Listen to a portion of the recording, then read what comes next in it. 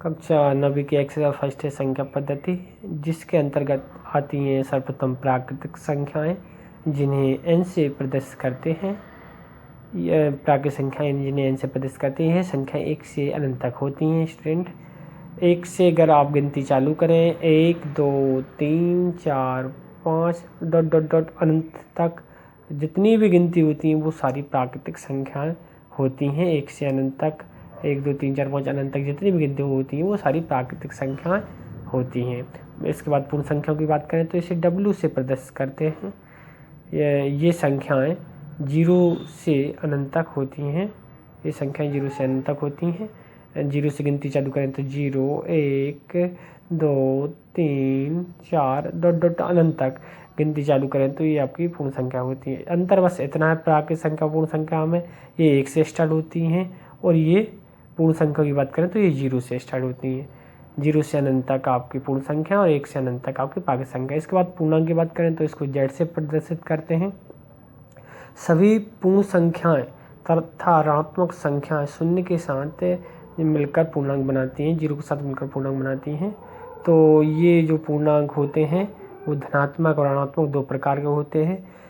0 के दाएं तरफ वो आपके और बाएं तरफ धनात्मक ऋणात्मक पूर्णांक होते हैं। एक तरफ बात करें 0 के तो धनात्मक पूर्णांक है 1 2 3 4 डॉट डॉट अनंत तक, और 0 के आप इस तरफ लेते हैं तो ये नेगेटिव पूर्णांक -1 -2 -3 इस तरह एक तरफ ऋणात्मक पूर्णांक होते हैं, एक तरफ धनात्मक पूर्णांक होते हैं।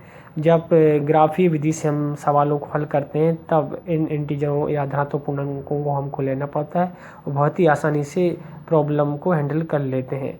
तो तब इन धनात्मक ऋणात्मक पूर्णांकों का उपयोग होता है जब ग्राफीय विधि से सवालों का हम हल करते हैं। 9th क्लास में आगे कुछ सवाल मिलेंगे, उनको हम इसी तरीके से हल करना पड़ेगा, धनात्मक ऋणात्मक पूर्णांक को लिखना पड़ेगा ग्राफ कॉपी में। अब अभाज्य संख्याओं की बात करते हैं तो अभाज्य संख्याएं क्या होती हैं? एक से बड़ी वे प्राकृतिक संख्या जो एक या स्वयं के अलावा किसी और से विभाजित न हो। कहने का मतलब यह है कि या तो वो 1 से कटे अथवा 1 के अलावा वो स्वयं से कटे।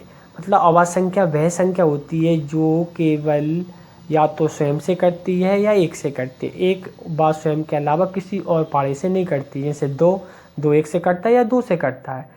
तो इसी प्रकार आगे 3 की बात करेंगे तो 3 भी या तो 3 से के पारे से कटता है 1 के पारे से कटता है। आगे 5 आएगा, 7 आएगा, 11 आएगा, ये आगे जितनी भी जो संख्या आएंगी अभाज्य संख्या वही होगी जो केवल या तो स्वयं से कटे अदरवाइज 1 से कटे। 1 और स्वयं के अलावा ये किसी अन्य पारे से नहीं कटती।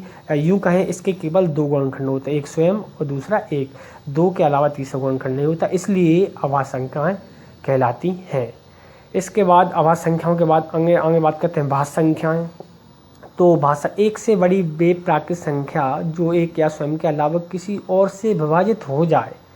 मतलब इसका ये है कि इसके 2 से अधिक गुणनखंड होंगे। ये 1 से भी कटेगी, स्वयं से भी कटेगी और अन्य किसी पहाड़े से भी डिवाइड होगी। इसके 2 से अधिक गुणनखंड होंगे, ये इसकी भाज्य संख्या की विशेषता रहेगी।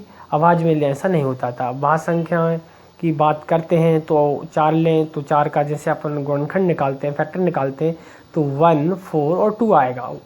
तो इसमें आप देख सकते हैं इसके 2 से अधिक गुणनखंड 1 और 4, 1 और 4 से तो कटेगी, 1 व 4 के अलावा 2 से भी कटेगा, इसलिए वह संख्या है। इसके 1 से अधिक गुणनखंड है, दूसरा 1 और 4 के अलावा 2 किसी अदर पहाड़ी से भी कटता है, तो ये वह संख्या है। इसके अलावा 16 की जब आप फैक्टर निकालेंगे तो वहाँ 16 जैसे कि आप देखेंगे 16 किसके से 1 से कटेगा, इसके बाद 2 के पहाड़े से भी कट जाएगा, 4 से भी कट जाएगा, 8 से भी कट जाएगा, 16 से भी कट जाएगा। तो यहाँ यहाँ पर आप देख सकते हैं 2 से अधिक गुणनखंड आ गए, इसका मतलब है 16 भी आपका भाज्य संख्या है। तो ये आपकी भाज्य संख्याएं की मुख्य विशेषता हो गई। इसके बाद परिमेय संख्याओं की बात करते हैं। परिमेय संख्याओं को हम Q से प्रदर्शित करते हैं। परिमेय संख्याओं को हम Q से प्रदर्शित करते हैं। इन संख्याओं को P/Q के रूप में लिखा जा सकता है। इन संख्याओं को P/Q के रूप में लिखा जा सकता है।